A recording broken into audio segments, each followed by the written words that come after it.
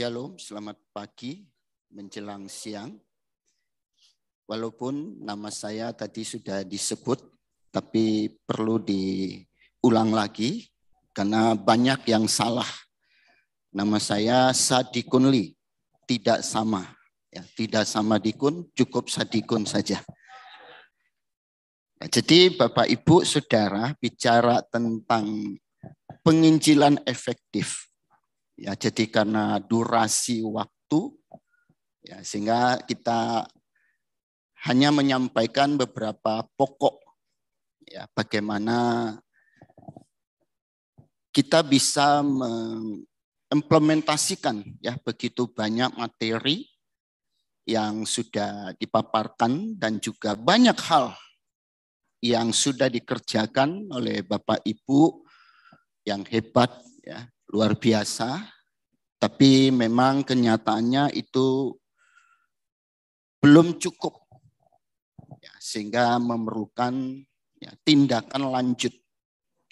Jadi kalau di dalam Alkitab, ya, di dalam Lukas 19 ayat 40, ya, jawabnya, aku berkata kepadamu, jika mereka ini diam, maka batu ini akan berteriak. Bapak, Ibu, dan Saudara, khususnya para hamba-hamba Tuhan yang kami kasihi dan kami banggakan,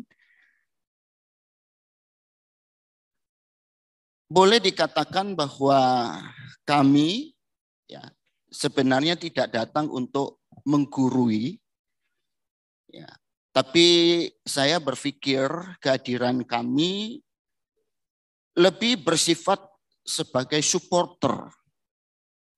Ya. Tadi Pak Iwan juga mengingatkan ya kondisi real di Papua, karena kadang-kadang kalau kita sendiri kan tidak menyadari apa yang menjadi persoalan dalam diri kita.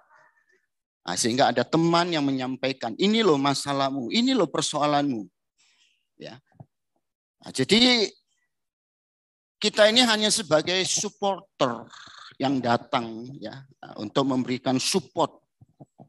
Tapi pemainnya adalah Bapak Ibu yang ada di Papua ini. Pemain utamanya adalah Bapak Ibu yang orang Papua. Karena kita nggak bisa berharap orang luar datang membangun Papua.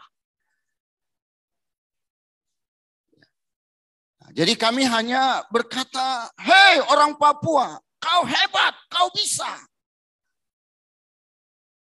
Jadi orang Papua itu harus menjadi pemain.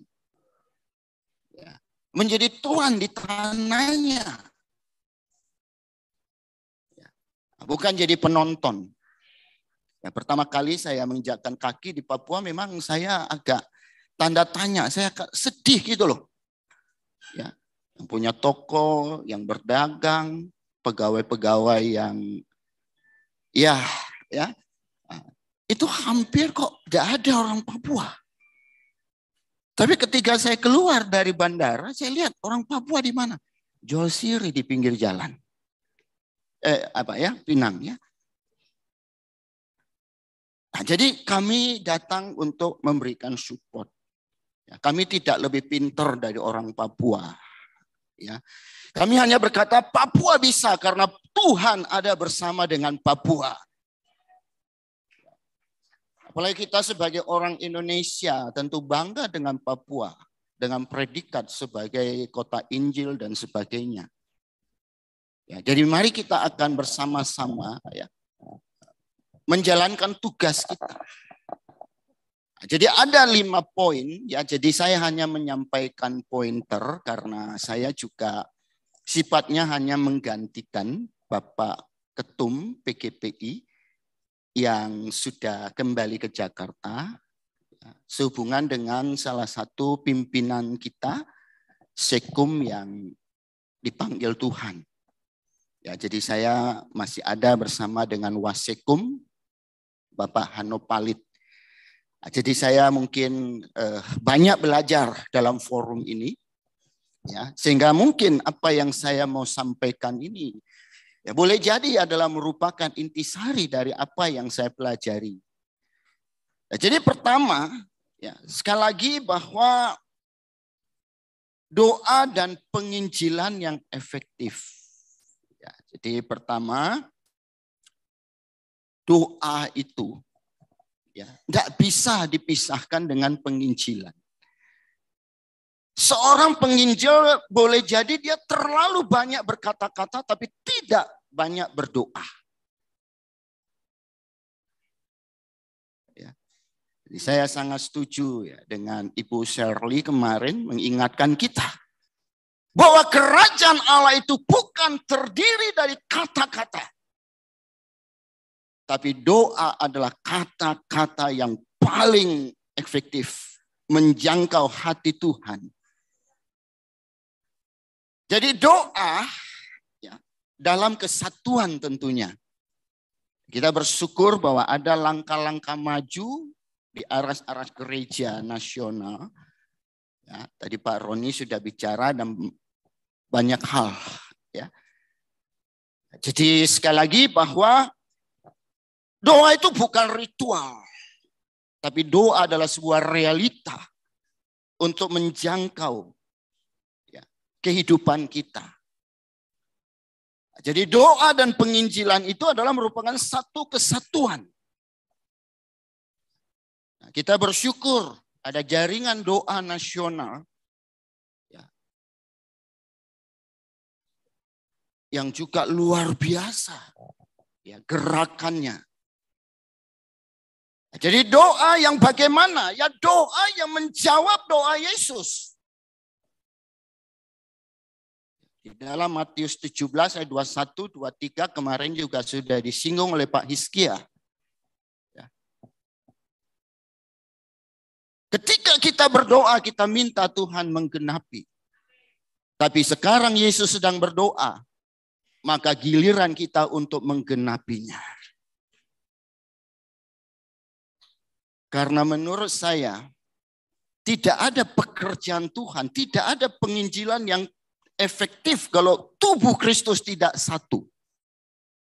Karena kita adalah tubuh Kristus. Kalau tangan terpisah dari tubuh, maka dia akan kehilangan fungsinya. Kalau tubuh tidak menyatu, maka dia tidak punya tempat bagi Kristus sebagai kepala. Jadi kalau kita mau melihat pekerjaan Tuhan yang dahsyat di Indonesia dan khususnya Papua, tidak ada tawaran, tidak ada pilihan, gereja harus bersatu. Gereja harus hadir di tengah bangsa untuk menjadi solusi, bukan justru menjadi masalah. Indonesia punya 327 sinode, 382 sekolah tinggi teologi. Tapi inilah hasilnya. Jadi kita harus berdoa dalam kesatuan. Ya. Walaupun dengan cara yang berbeda. Tadi Pak Roni juga udah singgung. Ya, tentu caranya kita berbeda. Tapi tujuannya sama. Ya, Yesus Kristus. Ya, tujuan doa kita. Ya, karena doa yang bisa mengubah segalanya. Jadi doa ya itu adalah langkah yang paling efektif. Orang sering bertanya saya, Pak gimana penginjilan yang efektif itu? 3. Pertama doa. Kedua doa. Ketiga doa. Dan poin yang kedua yang saya catat Bapak Ibu dan Saudara yang saya kasihi. Saya terinspirasi dengan 2 tokoh dunia yang bisa mengubah dunianya, negaranya. Pertama adalah John F. Kennedy. Dia bertanya kepada bangsa Amerika, jangan kau tanya apa yang negara dapat berikan kepadamu. Tapi tanyakan dirimu apa yang engkau dapat berikan kepada negaramu. membuktikan bahwa Amerika sampai hari ini adalah negara yang belum bisa terkalahkan. Jangan tanya Yesus. Jangan tanya gereja. Apa yang gereja bisa berikan kepada saya? Tanyakan pada diri saya. Apa yang saya bisa berikan untuk gereja dan pekerjaannya. Karena saya percaya jangan orientasi doa kita hanya meminta. Allah tidak akan pernah memberikan sesuatu kepada kita karena pada dasarnya Allah telah memberikan segala sesuatu kepada kita.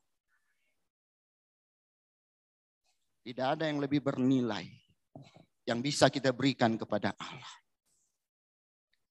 Kita tidak hanya cukup sekedar bernyanyi. Segalanya yang kumiliki, semuanya daripadamu kan ku bawa.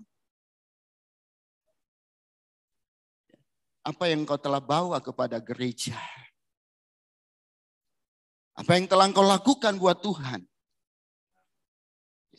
Jangan kita datang ke gereja hanya untuk minta diberkati. Terlambat. Dan menurut pemahaman saya, orang yang bisa datang seperti ini, bapak-bapak, ibu-ibu, itulah bukti bahwa engkau adalah orang-orang yang diberkati oleh Tuhan.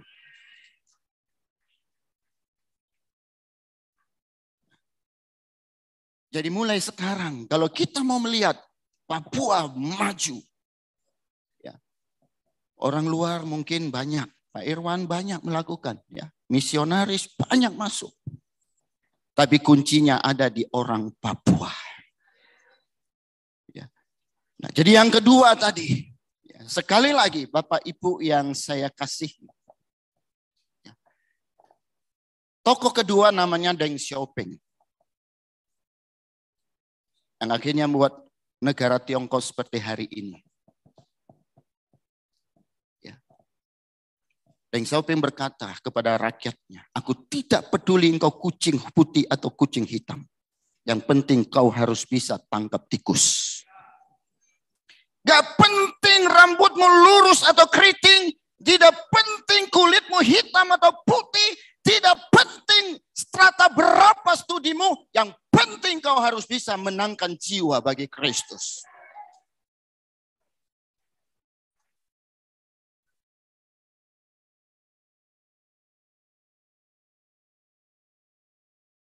Bapak Ibu. Dan poin berikutnya. Kita jangan terburu-buru untuk meninggalkan karir kita, pekerjaan kita, usaha kita dengan alasan saya terpanggil untuk melayani Tuhan. Kalau semua jadi pengusaha, jadi pendeta,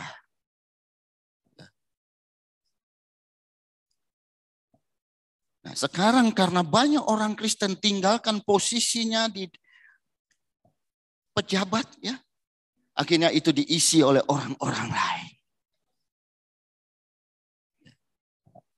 Melayani Tuhan bukan bicara pendeta atau bukan pendeta. Bagi kita, semua orang percaya adalah penginjil. Pendeta punya tugas khusus. Pendeta punya panggilan khusus. Puji Tuhan. Haleluya. Tapi semua orang percaya adalah seorang penginjil. Justru kita butuh. Ya, bayangkan Pak Bambang bangun gereja. Saya sudah lama dengar karena saya orang Medan. Ya, tapi saya belum pernah injakan kaki di sana. Tapi saya dengar banyak. Ya, gereja seperti resort, ya, gereja tanahnya berhektar-hektar, uangnya cukup banyak. Dari mana? Ya, tentu karena Tuhan memberkati pekerjaan, usaha, orang-orang Kristen, jemaat-jemaat. Maka diawali dengan segenggam beras. Mungkin hari ini karena pelayanan gereja, mereka bukan cuma sekedar bisa memberikan segenggam beras, tapi hari ini mereka datang dengan segenggam emas untuk bangun gereja. Nah, gereja itulah eksistensi kehadiran Allah. Kemarin kita sudah belajar. Jadi enggak usah. Karena Tuhan juga butuh. Tuhan katakan muliakan Tuhan dengan hartamu. Ya, saya selalu punya prinsip. Apapun yang saya miliki itu adalah modal yang Tuhan beri kepada saya untuk memberitakan Injilnya. Makanya dosen saya, guru besar saya berkata, engkau boleh punya perusahaan 10, 50, kau boleh jadi konglomerat, tapi surga tidak terjadi apa-apa. Tapi ketika engkau menangkan satu orang berdosa, surga bersorak-sorai memuji nama Tuhan. Penginjilan memang tidak tergantung pada uang. Karena uang adalah alat untuk membawa Injil itu ada di mana-mana. Jadi orientasi kita memberitakan Injil bukan karena uang. Ya. Tapi kita butuh uang untuk mendukung pekerjaan misi. Nah, kita kalah hari ini mungkin hanya faktornya kurang modal saja. Ya. Tapi ketika gereja bersatu, apa yang tidak bisa dikerjakan oleh Yesus?